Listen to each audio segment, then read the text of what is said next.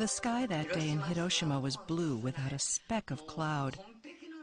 It was an unimaginably beautiful day. I was speaking with my younger sister. You know when you take a photo and a flash goes off? Well, there was a blinding light that flashed as if 1,000 magnesium bulbs had been turned on all at once. I thought it had burned my eyes and I'd gone blind. There was a loud boom, and our house was completely level to the ground. I was trapped underneath the house, and all kinds of things like beams of the house were falling on top of me. I lost consciousness.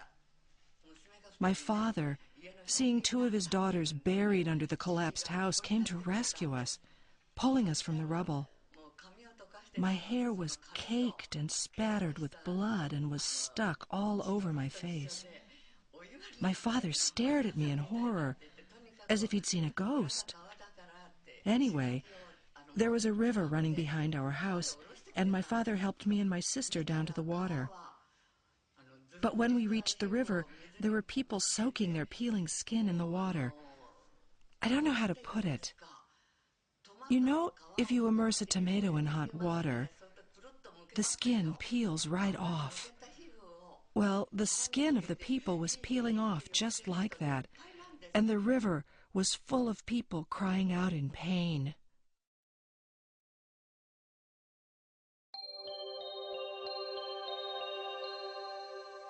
The entire city, as far as you could see, was a sea of flames. My sister and I had no clue what had happened. We knew something really terrible was going on because the entire city was burning. And then, all of a sudden, the skies turned dark, as if it was already 8 in the evening, and it started to rain. The rain was inky black and oily like coal tar. Pulling my trembling sister, I thought, we need to get out of here. We need to escape to safety. As we walked, we came across a newborn baby at the side of the road, still attached to the umbilical cord. We looked over at the mother, but her entire body was charred and she was dead. Nearby, you could see corpses. You could hear the sizzling sound of their flesh burning. The bodies were burned so badly, you couldn't tell if they were men or women. There were piles of such dead bodies. All I could think of was I wanted to see my family. I had no idea where they all were. I didn't even know which way to go. Pulling my sister's hand, we made our way through the piles of dead bodies. We had no choice but to tread on them as we walked, because there was nothing but rubble, heaps of corpses, and fires all over the place. We were trying to escape. I've never seen what hell looks like, but I thought to myself that if hell existed, this must be what it looks like.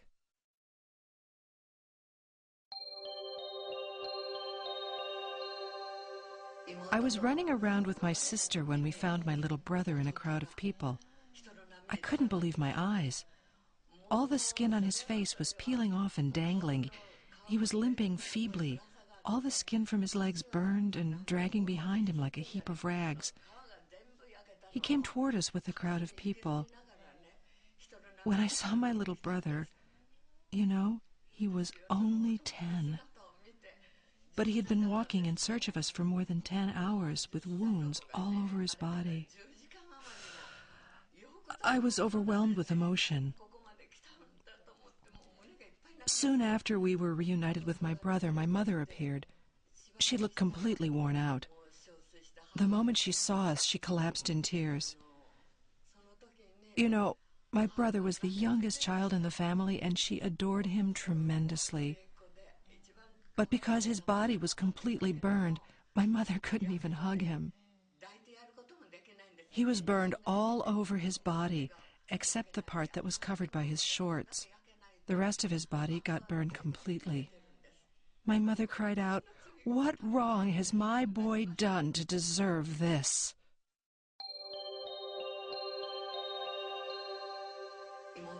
Hoping that she was still alive, we searched for our other younger sister, Mitsue. We hoped that she had successfully fled to safety. Using a stick we picked up on the street, we made our way through the dead bodies, searching for our missing sister. In those days, schoolgirls were required to wear baggy work pants called mompe.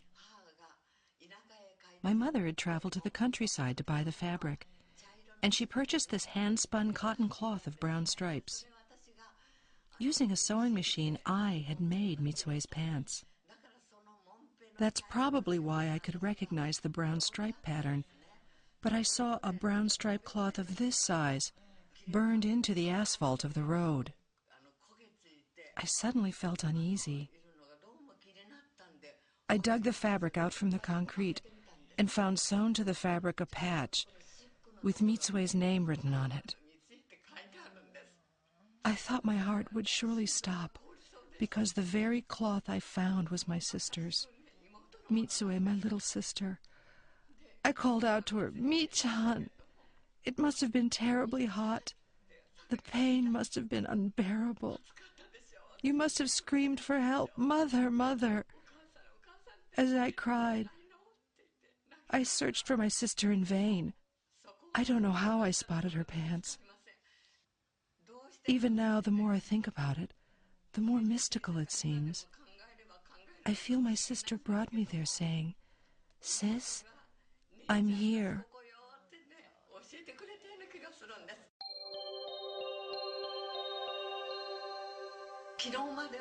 Up until the day before she died, my mother seemed fine, chatting with me as usual. I thought, why? How could this happen to her?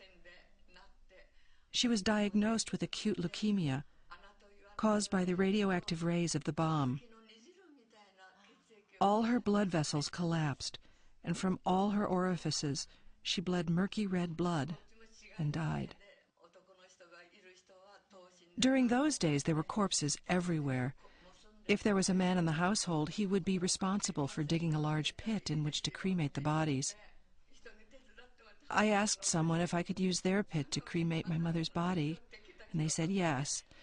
So with their help, I brought my mother's dead body there, piled pieces of wood on top of her, and applied some oil to a rag to kindle a fire. You can't do such a thing in a normal state of mind. I must have been nearly insane from shock.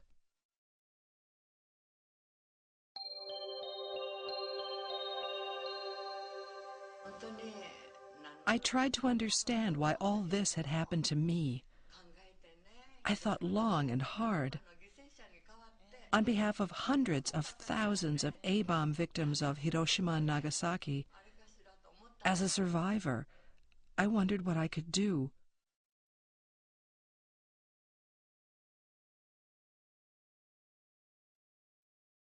I came to realize that the nuclear devastation I experienced firsthand and the folly of human beings killing each other must never be repeated. Never again. I realized that it was my mission to convey this message to the world. That, I think, is why I have survived until now.